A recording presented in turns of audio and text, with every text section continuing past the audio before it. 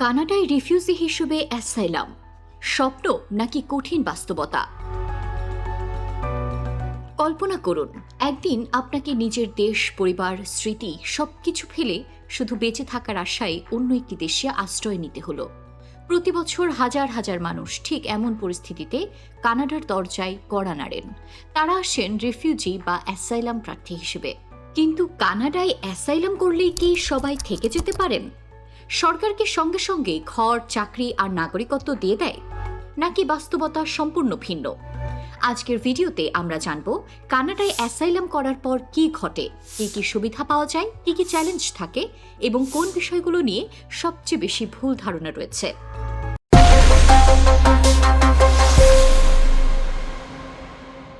Asylum কি? প্রথমেই একটি গুরুত্বপূর্ণ বিষয়, রিফিউজি আর অ্যাসাইলাম প্রার্থী এক জিনিস নয়।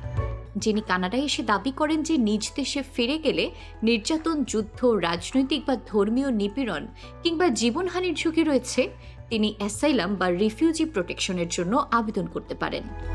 এরপর কানাডার সংশ্লিষ্ট কর্তৃপক্ষ আবেদনটি পরীক্ষা করে। শুধু আবেদন করলেই কেউ রিফিউজি হিসেবে স্বীকৃতি পান না।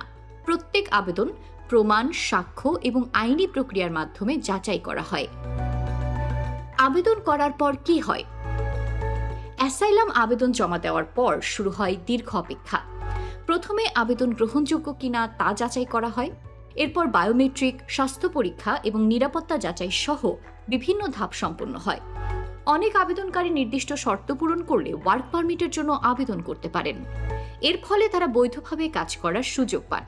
কিছু ক্ষেত্রে স্বাস্থ্যসেবার জন্য অস্থায়ী সরকারি সহায়তাও পাওয়া যায়। তবে মনে রাখতে হবে, কোনো সুবিধাই সবার জন্য একরকম নয়। প্রত্যেক আবেদনকারীর পরিস্থিতি ও প্রকাশভেদে সুযোগ সুবিধা ভিন্ন হতে পারে।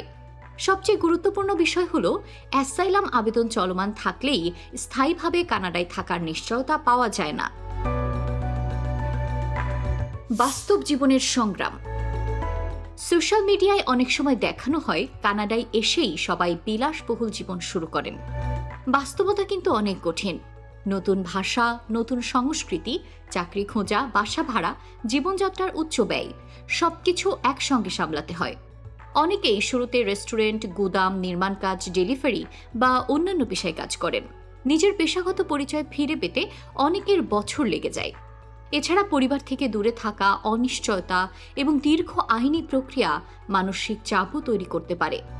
তবুও কঠোর পরিশ্রম আর ধৈর্যের মাধ্যমে অনেকেই নতুন জীবন গড়ে তুলতে সক্ষম হন। কানাডায় রিফিউজি হিসেবে অ্যাসাইলাম করা কোনো শর্টকাট নয়। এটি একটি কঠোর আইনি এবং প্রমাণ নির্ভর প্রক্রিয়া।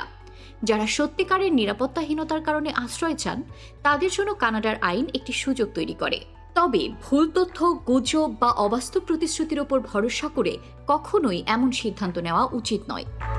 আপনি যদি কানাডার ইমিগ্রেশন, রিফিউজি জীবন এবং প্রবাসীদের বাস্তব তথ্য জানতে চান, তাহলে বঙ্গবাণী চ্যানেলটি সাবস্ক্রাইব করুন।